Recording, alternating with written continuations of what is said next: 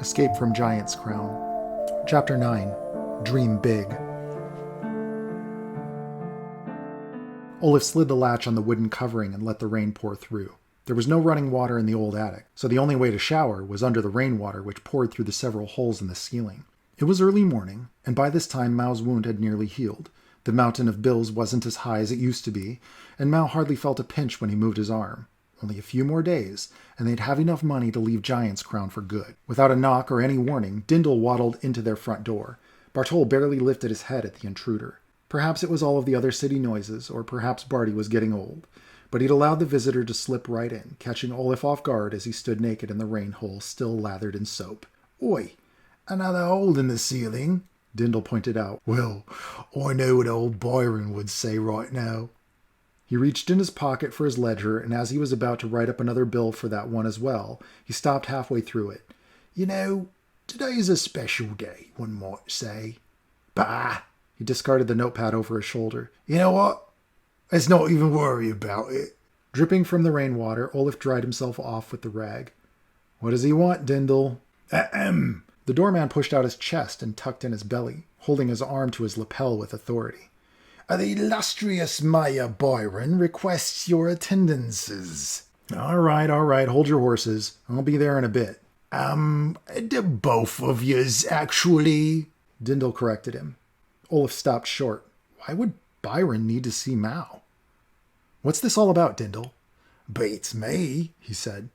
"I'm just the doorkeep." "Is this about the debt?" "It's a special mission of sorts," Dindal answered. "But I was told to tell you to wear your finest." Mao glowered with anticipation. "What's going on?" he asked. "Where are we going? Are we leaving?" Oliff peeked out of the raggedy curtains at the peaches outside. "Something better, my boy. I suspect our luck is about to change." Before being rushed out of the attic, Oliff flung his red scarf around Mao and tucked his bowler hat on top of his head.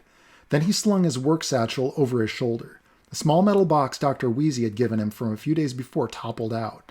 Hesitating, Oliff remembered Wheezy's warning to carry it with him at all times, so he shoved it back in his satchel and they headed out the door. When they arrived at the mayor's office, Byron eagerly ushered them in. It was Tuesday, and he was wearing a particularly decorative suit. The purple and green ensemble made him look more like a fancy eggplant than usual. Oliff and Mao shot each other glances, struggling to contain their laughter. "Good heavens, my good man," Byron exclaimed.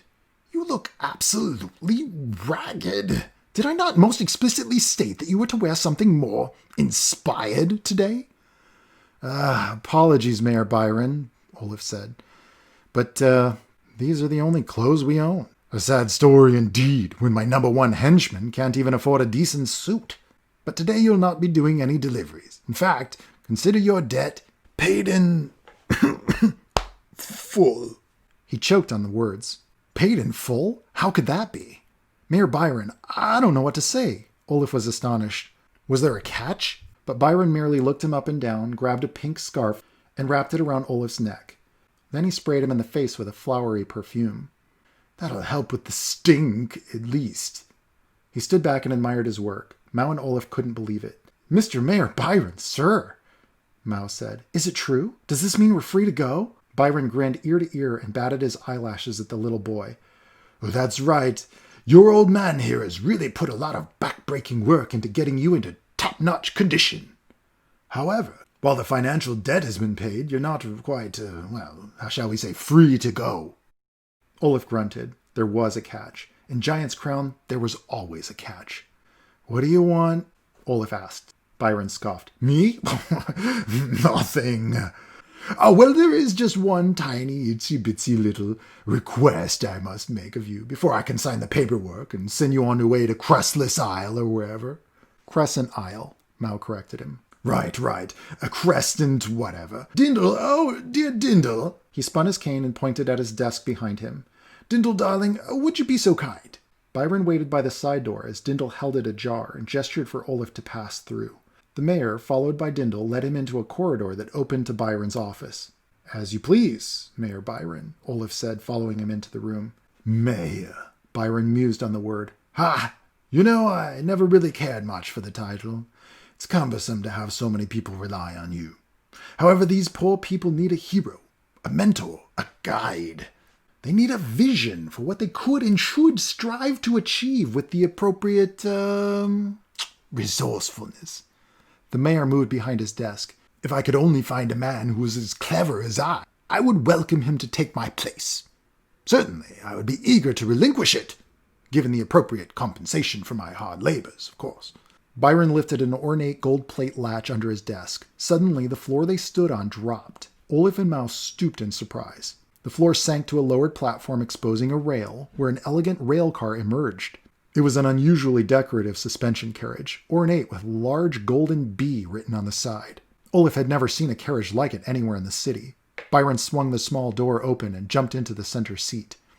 Dindal hopped into the front and began operating the control knobs, which stuck out from a lit dashboard.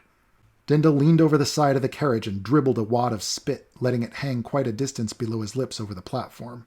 Byron hammered him so hard on the head it nearly knocked off his torn, ragged top hat.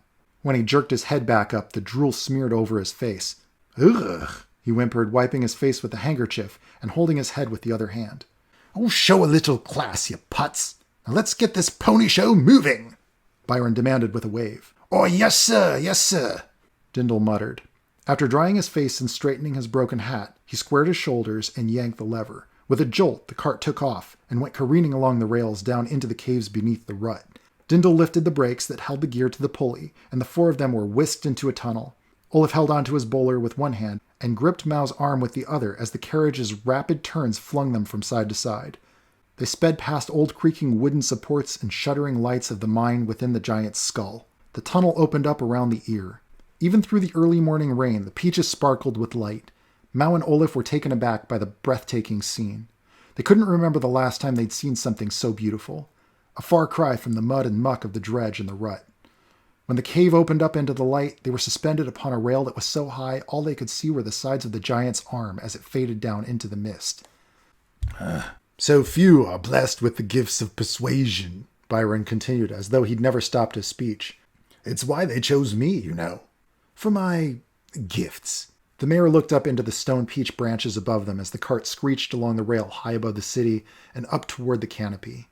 The peaches are a reminder of that which we all crave. To live in the peaches is to truly be alive. Anything less is frivolous, uncivilized. He wrinkled his nose as though smelling something terrible, but then grinned and popped open an umbrella just as they passed under a leaking pipe. Yet every man has his purpose in our perfectly oiled machine, though mine is a much higher calling. Oliff, only partially covered by the umbrella, was sprayed by the leaking pipe as Byron spoke. Mao got drenched. I can barely stand it any longer, Dindal. I simply do not belong. The mayor's shoulders slumped as if he bore a terrible weight. Oi, yous is too brilliant for the likes of the commoners, sir. Dindal's shoulders drooped too as he shoved a lever to switch rails. You're quite lucky, my good man. Byron put his hand on Oliff's shoulder. Then, grimacing as if he'd touched something foul, he jerked it away, pulled an embroidered leaf green handkerchief from his breast pocket and wiped his hand. I was a commoner like you once. Hard to believe, I know. When you look at me now, there's nothing common about me. It's the natural progression for some men, I suppose. He gave Oliff a sideways look. But once you've seen how the world works, the inner cogs of the machine that keeps it all spinning, well, that's when you know that it's not all the dreams that keep you going. No.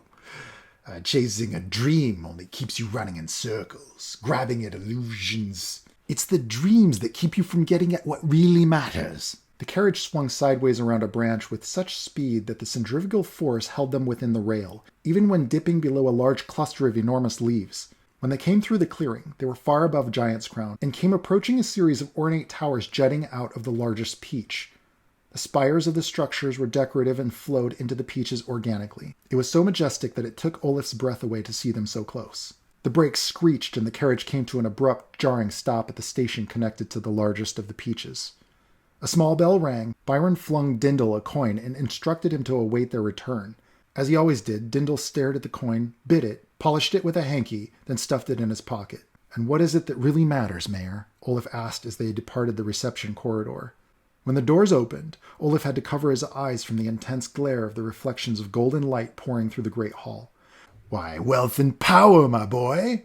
And men will just give it away.